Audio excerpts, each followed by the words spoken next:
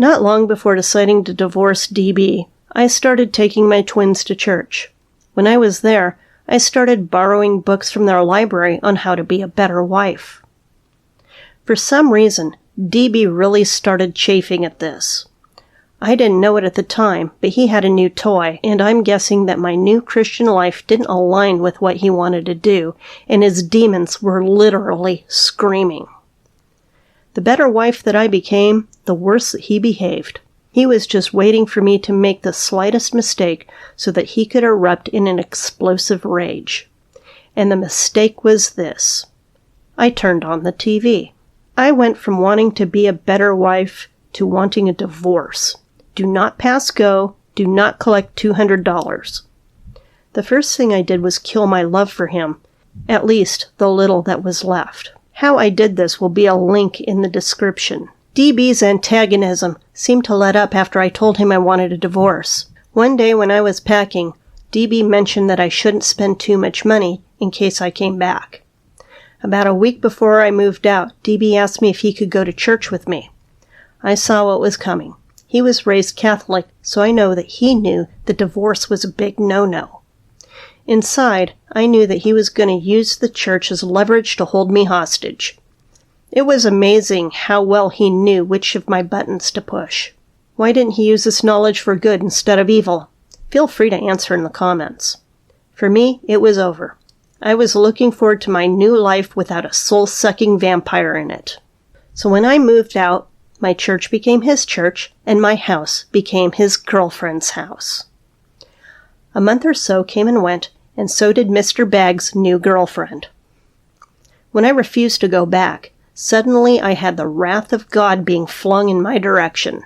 The first thing DB did was run to everyone we knew mutually and tell them I was committing adultery, completely leaving out that he drove me out of my home so that he could move his girlfriend in. He would arrange for me to pick up the kids at my former church so that the members could counsel me with love. I hated that. Any time I was forced to talk to him, he was condemning people to hell.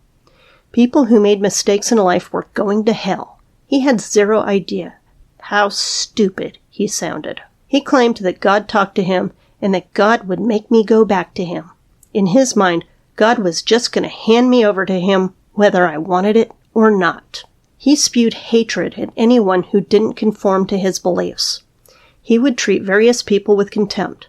One day he called when I was down with a migraine. There was no sympathy, just judgment. He told me that God was punishing me for my sin. I thanked him for reminding me why I left him and hung up. He held me responsible for his Christian growth, accusing me of keeping him from attaining righteousness by refusing to reconcile. He thought that he was exempt from all judgment. Everyone was going to hell for any human mistake that they ever made, and he was the only one who was forgiven. He had no love, no humility, no conviction. Natural consequences didn't apply to him.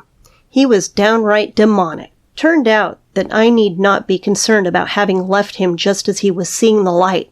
He never saw the light.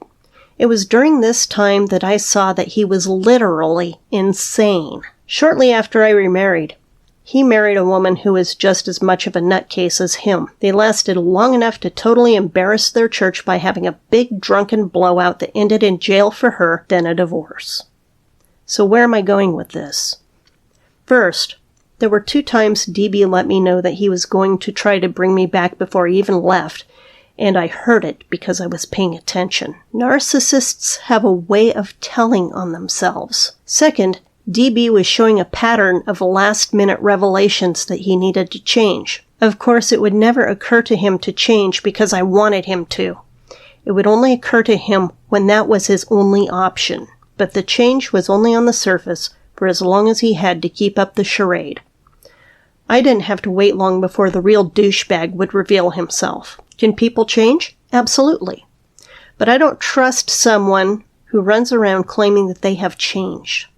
I believe that when somebody really changes, they don't notice it, but everyone else does. If DB had really changed, he would have been ashamed to face me.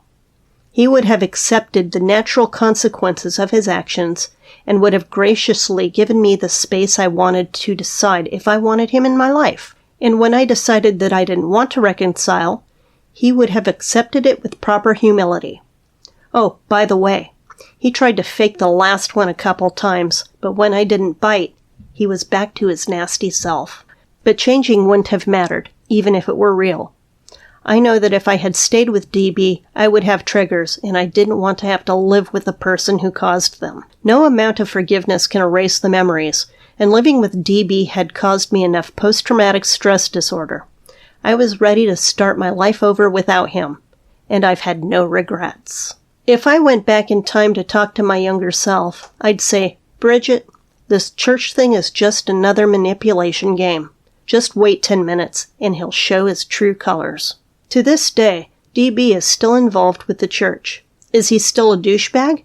Well, he has never taken responsibility for his actions, and I've been told that he still holds me responsible for our divorce.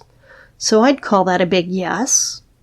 The only thing that's changed now is that he's a douchebag with a Bible. The Bible has very little to say about spousal abuse and divorce, but it does have a lot to say about evil. And if you were to look up the word evil in the concordance, all those passages point to narcissism. I eventually will be doing a series of shorts on the word evil as it pertains to the Bible. Thanks for watching.